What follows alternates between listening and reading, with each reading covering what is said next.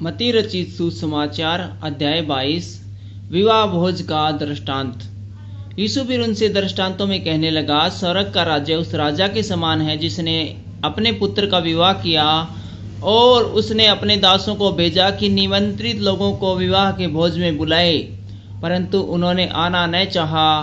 फिर उसने और दासों को यह कहकर भेजा, निमंत्रित लोगों से कहो, देखो मैं भोज तैयार कर चुका हूँ, मेरे बैल और पले हुए पशु मारे गए हैं और सब कुछ तैयार है, विवाह के भोज में आओ। परंतु वे अपेक्षा करके चले गई, कोई अपने खेत को, कोई अपने व्यापार को। अन्य लोगों ने जो बच रहे थे उनके दासों को पकड़कर उनका अनादर किया और मार डाला। तब राजा को क्रोध आया और उसने अपनी सेना भेजकर उन हत्यारों का नाश किया और उनके नगर को फूंक दिया। तब उसने अपने दासों से कहा, विवाह का भोज तो तैयार है, परंतु निमंत्रित लोग योग्य नहीं ठहरे, इसलिए चौराहे पर जाओ और जितने लोग तुम्हें मिले सबको विवाह के भोज में बुला लाओ।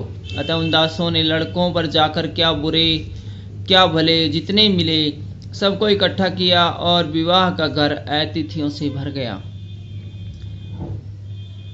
जब राजा अतिथियों को देखने भीतर आया तो उसने वहां एक मनुष्य को देखा जो विवाह का वस्त्र नहीं पहने था। उसने उससे पूछा, हे मित्र, तू विवाह का वस्त्र पहने बिना यहाँ क्यों आ गया? उसका मुंह बंद हो गया। तब राजा ने सेवकों से कहा, इसके हाथ पांव बांधकर उसे बाहर अंधियारे में डाल दो, वहां रोना और दांत पीसना होगा, क्योंकि बुलाए हुए तो बहुत है परंतु चुने हुए थोड़े हैं। कैसर को कर देना। तब फरीसी ने जाकर आपस में विचार किया कि उसको किस प्रकार बातों में फंसाए। अतः उन्होंने अपने चेलों को हेरोदेस के साथ उसके पास यह कहने को भेजा, हे गुरु, हम जानते हैं कि तू सच्चा है और परमेश्वर का मार्ग सच्चाई से सिखाता है और किसी की परवाह नहीं करता, क्योंकि तू मनुष्य का मुंह देखकर बातें नहीं करता। इसलिए हमें बता, तू क्या सोचता है, कैसर को कर देना उचित है कि नहीं? यीशु ने उसकी दुष्टता जानकर कहा, हे कपटियों, मुझे क्यों परखते हो? कर का सिक्का मुझे दिखाओ। तब वे उसके पास 1 दीनार ले आए। उसने उनसे पूछा, यह छाप और नाम किसका है? उन्होंने उससे कहा, कैसर का। तब उसने उनसे कहा, जो कैसर का है वह कैसर को और जो परमेश्वर का है वह परमेश्वर को दो। यह सुनकर उन्होंने अचंभा किया और उसे छोड़कर चले गए।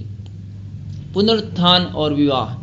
उसी दिन सदूकी, जो कहते हैं कि मरे हुओं का पुनरुत्थान है ही नहीं, उसके पास आए और उससे पूछा, हे गुरु, मूसा ने कहा था कि यदि कोई पुरुष बिना संतान मर जाए तो उसका भाई उसकी पत्नी से विवाह करके अपने भाई के लिए वंश उत्पन्न करे।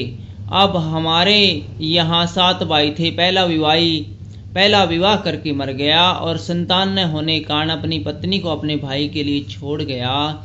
इसी प्रकार दूसरे और तीसरे ने भी किया और 7 तक यही हुआ। सबके बाद वह स्त्री भी मर गई। अतः जी उठने पर वह उन 7 में से किसकी पत्नी होगी, क्योंकि वह सबकी पत्नी हो चुकी थी। यीशु ने उत्तर दिया, तुम पवित्र शास्त्र और परमेश्वर की सामर्थ्य नहीं जानते, इस कारण भूल में पड़े हो। क्योंकि जी उठने पर वे न विवाह करेंगे न विवाह में दिए जाएंगे, परंतु स्वर्ग में परमेश्वर के दूतों के समान होंगे।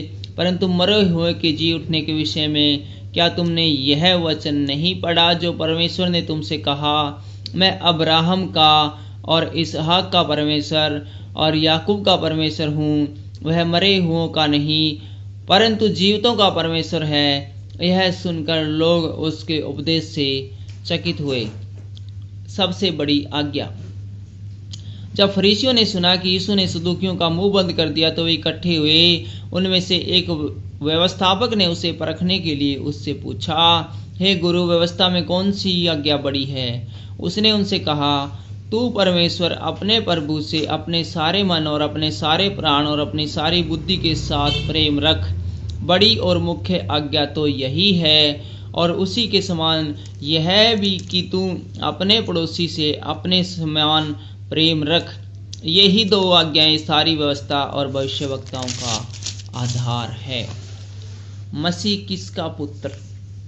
जब फरीसी इकट्ठे थे तो यीशु उनसे पूछा, मसीह के विषय तुम क्या सोचते हो, वह किसका पुत्र है? उन्होंने उससे कहा, दाऊद का।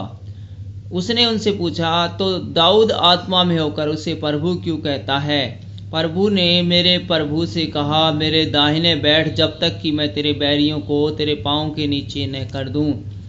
भला जब दाऊद उसे प्रभु कहता है तो वह उसका पुत्र कैसे ठहरा?